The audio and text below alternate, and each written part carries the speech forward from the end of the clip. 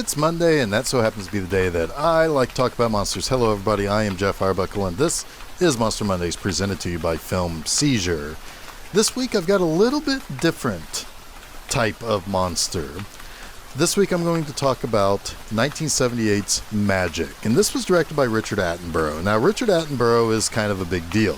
As an actor, he's had a career that goes back to the early 40s, and in the 60s, he had a string of some pretty successful and well-known movies like The Great Escape, or Dr. Dolittle, or The Sand Pebbles. A lot of movies that you've certainly heard of if you've kind of seen quite a few movies from the 60s or spent a lot of time wandering around video stores trying to figure out what you want to rent for that weekend. But by the beginning of the 60s, he started getting into producing films, and before the end of the decade, he would start directing films. However, by the late 70s or so, he started really kind of getting into directing much more frequently. In 1977, he made A Bridge Too Far, and then he followed that up with Magic. Now, both A Bridge Too Far and Magic had the same producer as this film, and have also featured Anthony Hopkins, which we'll talk about here in just a minute. But then, after that, going into the 80s, he made a film version of A Chorus Line. He made Cry Freedom. In the early 90s, he made Chaplin, which was a pretty good biopic starring Robert Downey Jr. about Charlie Chaplin. But in 1982, his big prestigious moment came when he won 2 Oscars for Gandhi. Not only did he win the Oscar for producing a Best Picture film, but he also won the Best Director Oscar for making that film. And it's a pretty deserved award for him. That was one of those movies that was referenced for a long time as being one of the real great movies. It's a great part for Ben Kingsley playing Gandhi himself. He also won the Oscar for it. It's a big time Oscar film, big time award film. However, most younger people are going to know him as playing John Hammond in Jurassic Park. And that pretty much revitalized Attenborough's career. He went on from there to play Kris Kringle in the 1994 version of Miracle on 34th Street. He was in the 1996 version of Hamlet. He was even in 1998's Elizabeth, which was pretty much the beginning of stardom for Cate Blanchett. So this is a pretty big-time person, and all in all, he had a 60-year career as an actor.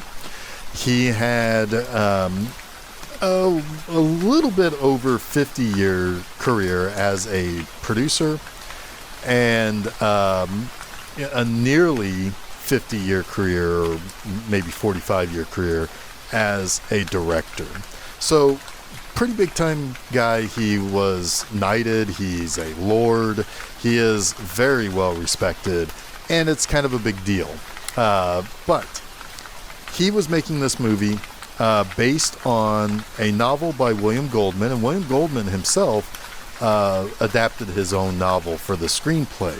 He was a 2-time Oscar winner at this point in time. He had won Oscars for Butch Cassidy and Sundance Kid and for All the President's Men.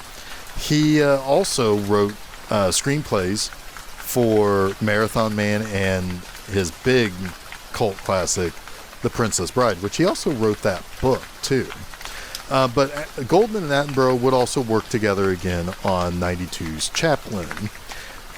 But the star of this movie is most definitely Anthony Hopkins. Now, Anthony Hopkins, early on in his career, was in The Lion of Winter. He was in a version of Hamlet.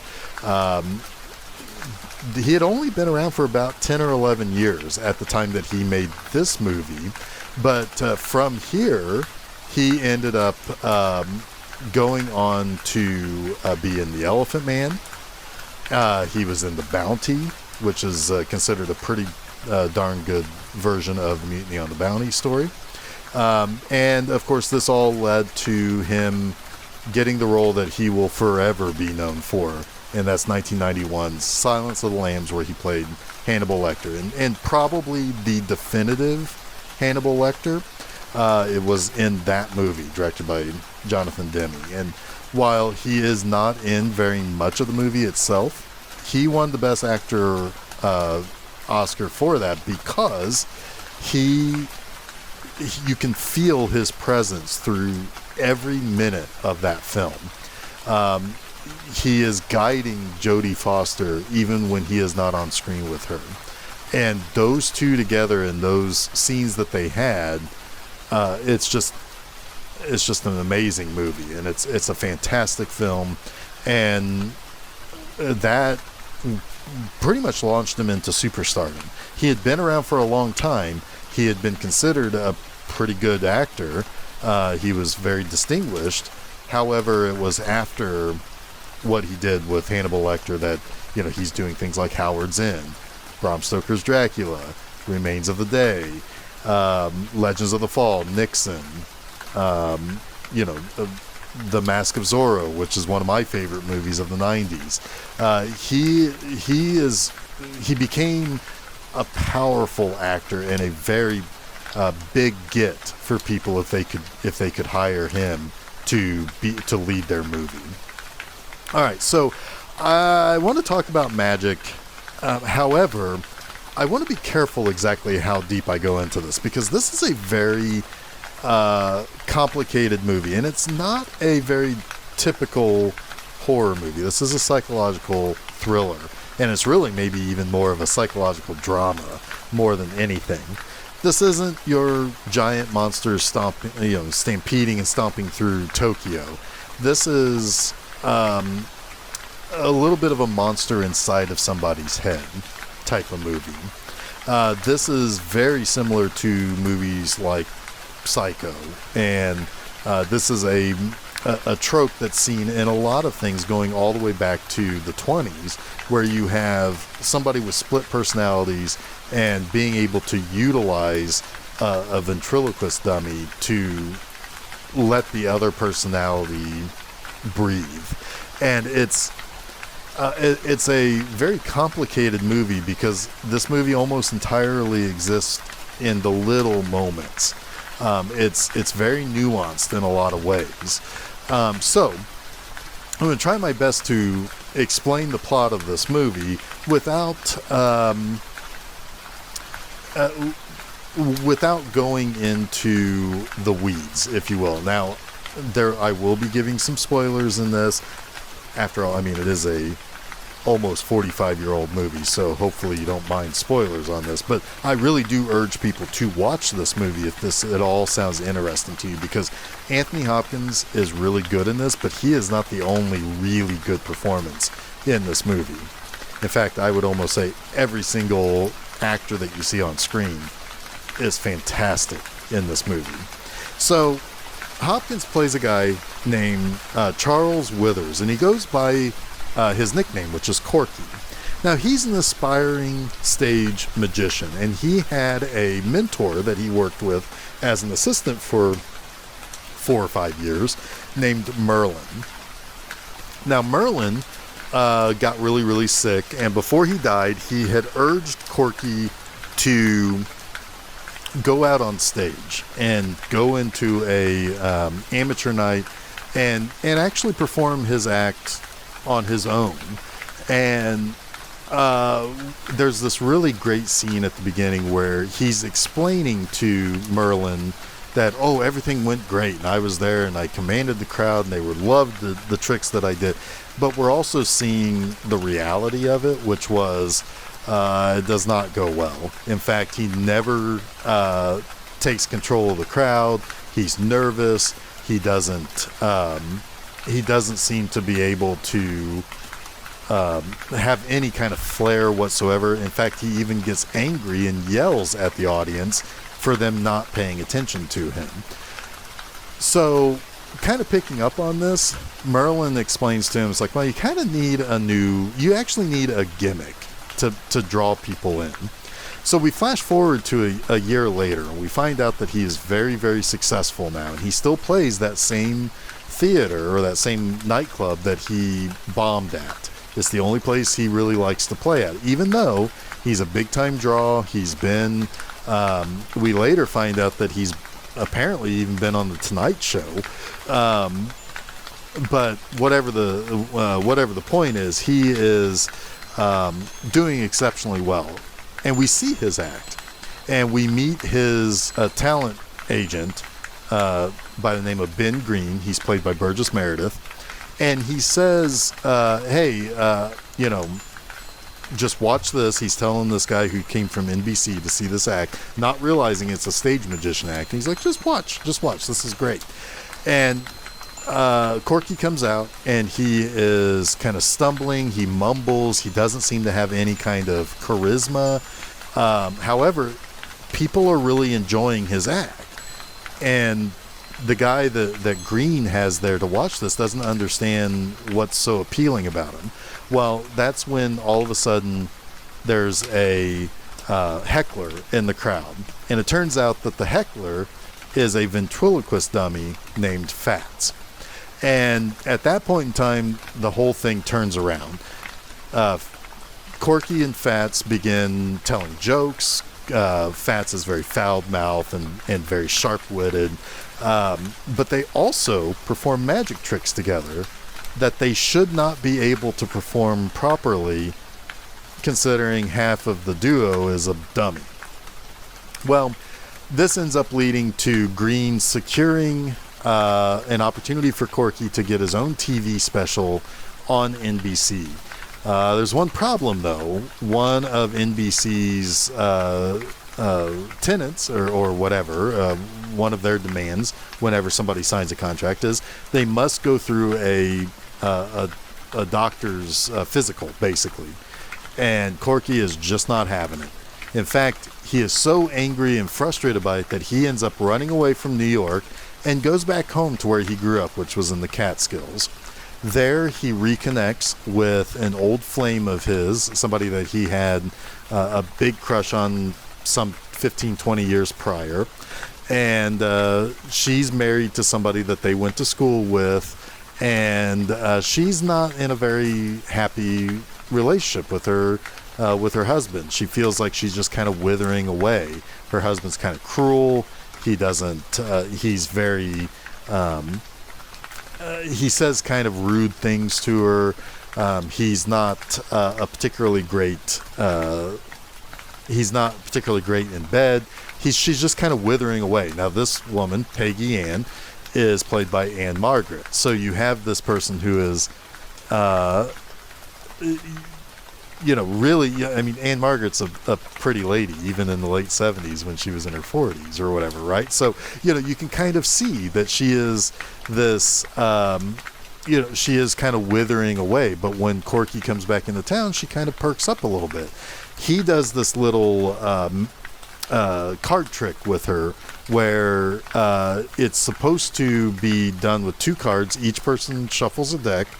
She takes his cards, and she picks out a card, and she is supposed to basically telepathically tell him what her card is while he searches through the other deck. At first, it doesn't work, and he gets really, really angry at her about this, but you can kind of tell that she is, while she is scared of this, she's kind of used to this, and it's kind of sad because at this point, it should raise a gigantic red flag that this guy is not good for her. Even if he tells her that he's been in love with her all of his life and now he's screwing this whole thing up. But she just kind of lets him try again, and she's a little bit desperate because partly she wants to believe that magic is real, but she also is looking for somebody who connects with her in some way. And that's one of those nuanced little things in this movie. She's not happy in her relationship, and she just wants somebody to connect to. Well, somehow, some way, they get it right the second time. He actually is able to discover that she indeed pulled the three of clubs. It's never explained, but she takes that as a sign that they are meant to be soulmates. And she falls in love with him. They have sex. And he wants her to run away with him. Well, in the course of her trying to figure out if she indeed wants to run away with this guy who she hadn't seen for 15 or 20 years, a couple of problems come up. His agent, Green, ends up tracking him down. And there is a fantastic scene that I'll talk about here when I get to my 3 likes, in which he discovers that Corky is really not doing well, and he has some really, really major mental illness. But when he plans to basically drag Corky back to town to have him see a doctor so that he can get his head straight, and they can then go forward with making this guy a star, Corky ends up being told by Fats to kill Green. And it takes a couple of tries to try to kill Green. He first bludgeons him with his own ventriloquist dummy. He then tries to dump him in the lake after basically taking all of his identification away. And it's this big ordeal. Well, a second ordeal comes in when all of a sudden, out of the blue, Duke has shown up. He's not been seen this whole time, and Duke is Peggy's husband. And he shows up, and he is jealous of the situation that she is in this scenario with another man, and they are alone at this resort that she runs and that Corky is staying at. And of course, that leads into a problem with, now she has to deal with whether or not she still wants to stay here with this kind of mentally abusive husband who is hardly ever around, who gets very jealous of her when he drinks, or this guy that she hasn't seen in a while that seems to have some anger problems or have some this real odd connection to this ventriloquist dummy that he carries around with him. When Duke gets a little bit too wise to what's been going on with Corky and his quote-unquote missing agent, and he realizes that, he killed him, then that means that they have to get rid of Duke as well. Unfortunately, that also means that they can't run away together, that Corky can't run away with Peggy, because Peggy says, I'm not going to leave my husband until I talk to him directly. And he's like, no, we got to go. Just send him a postcard or send him a telegram or whatever. And she won't leave, which then this agitates Corky. Agitating Corky brings the Fats personality into much more power. And what he ends up doing is Fats basically says that he'll tell everybody in the middle of an act that there are bodies in the lake. And of course this scares Corky, but Corky thinks, nah, screw it, I can get rid of this thing. I'll be all right if I'm with the woman that I love and that I've always loved. And it is this that Corky ultimately, through the voice of Fats, accidentally says something to the effect of that whole card trick that he pulled with her earlier that made her fall in love with him is just how he gets women into bed, and that she's just the next conquest. And Fats tells Corky that he did that to prove that he can, at any point in time, say something that would incriminate him about killing these people. This ultimately leads to Fats saying that you kind of basically got to get rid of the lady. We ain't good with another person around. You've got to kill her. You've got to, we've got to just take off and be together. Really kind of having Fats become this jealous lover type of character, this other personality, jealous of being lost once he finds happiness. It leads to a really, really good scene in which Fats sends Corky to kill Peggy, but to stop himself, he ends up killing himself. Unfortunately and sadly, at that point, Peggy decides, you know what, screw it. Let's just go ahead and leave, and we will, I'll tell Duke later that I've left him. And she says that just after he dies in his cabin, and she's shouting out to him from outside. This movie is a very, very good movie on many, many levels, and I will try to boil down the things that I like about this movie to just my regular 3 likes.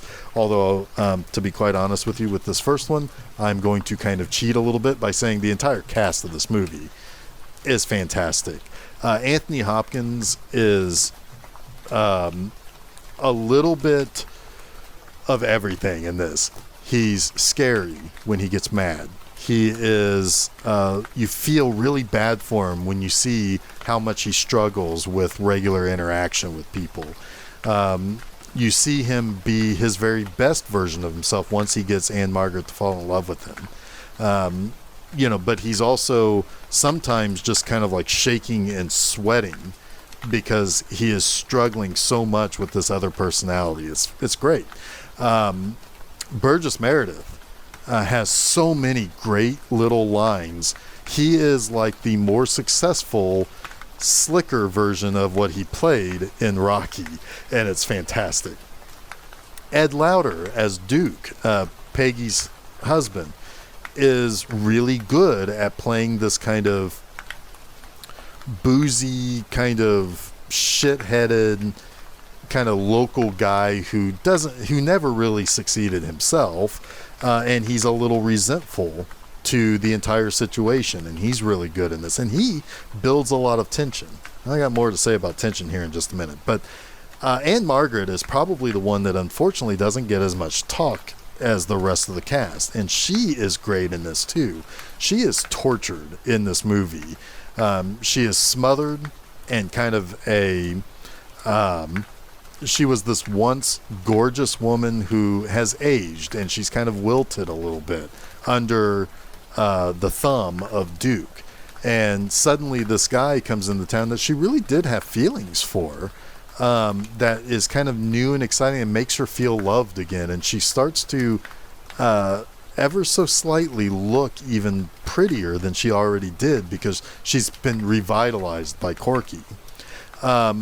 But unfortunately, she's the one who has to bear the brunt of this, for lack of a better term, crazy guy who came into town who did not even intend to see her, just meant to stay there for a couple of days. This resort was owned by her parents. He intended just to stay there, leave a note with her folks, and then leave, and then not have to see her, not have to go through all of this. And in the end result, she finds out that both her husband and her new lover have been killed by the same person and the same mental disease ultimately, and it's really sad. You feel for her at the end.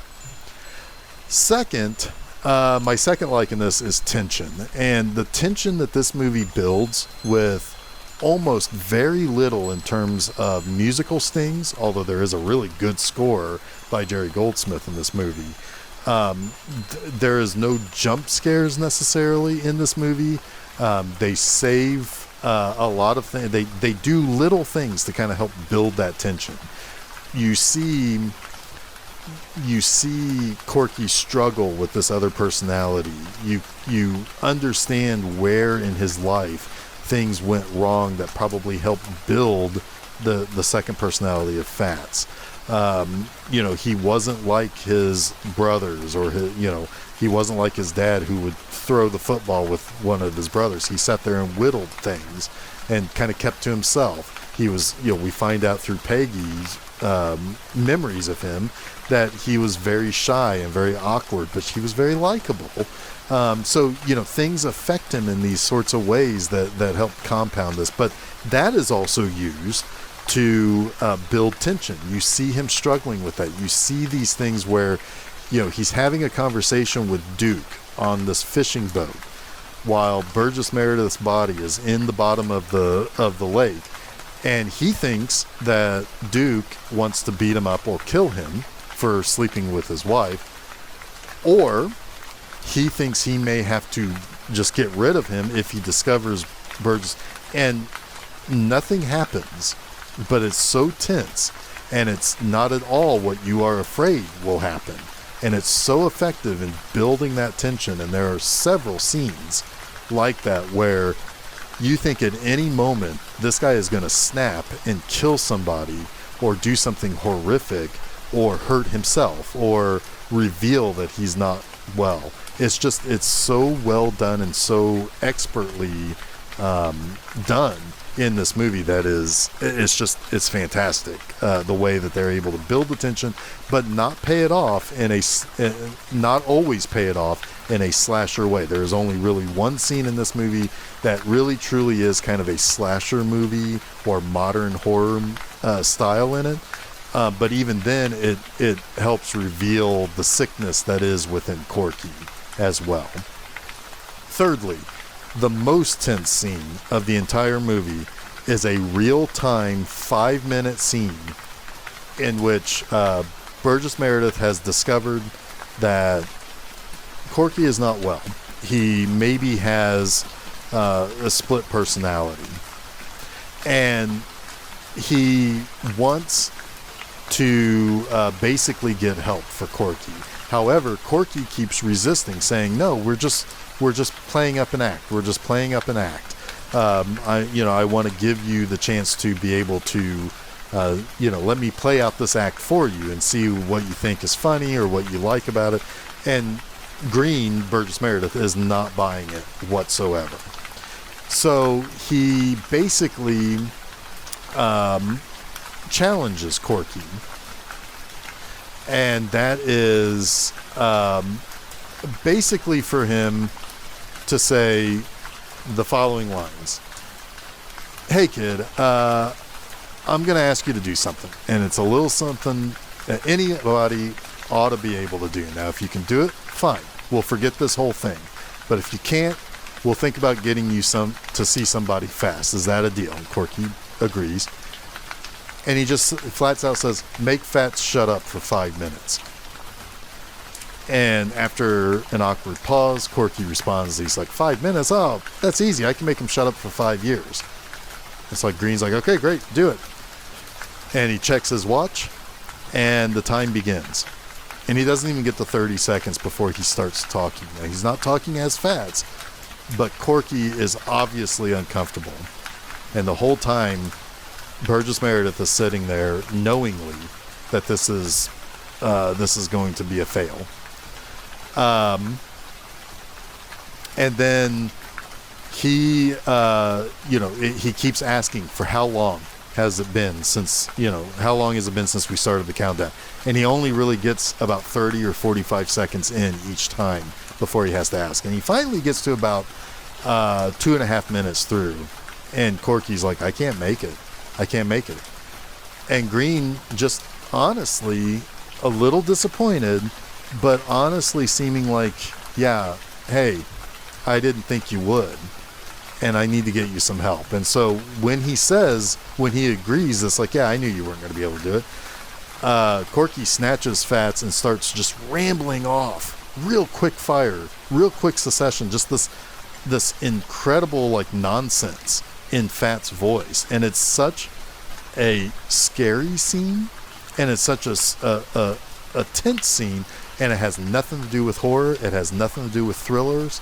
It's a guy who has a problem, and he's refusing to own up to it, and he's being forced to deal with it. And it is one of the scariest scenes that I've seen in any of the movies that I've covered for this show about monsters. And this movie hardly has a monster in it. It's got a dummy that's very scary. It's a dummy that sticks with you because it looks so much like Anthony Hopkins. It was something that I was way too young to see as a kid.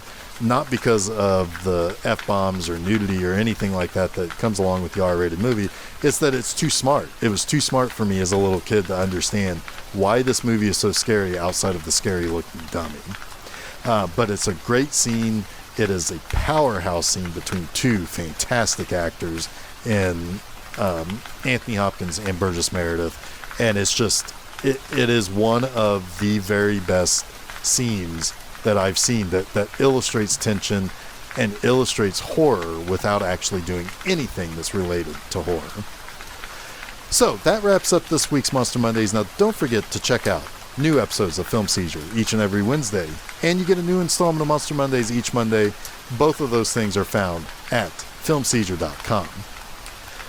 And you can also find both of those shows places where fine podcasts are found, like SoundCloud, Apple Podcasts, Google Podcasts, Stitcher, TuneIn, Audible, and Spotify.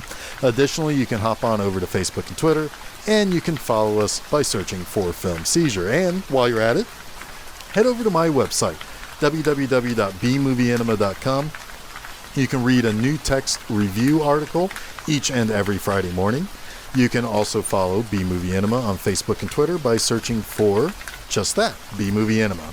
And while you're at it, B Movie Anima and Film Seizure both have YouTube channels that you can subscribe to. For Film Seizure, all of the stuff that we release as podcasts, we also put onto YouTube as well.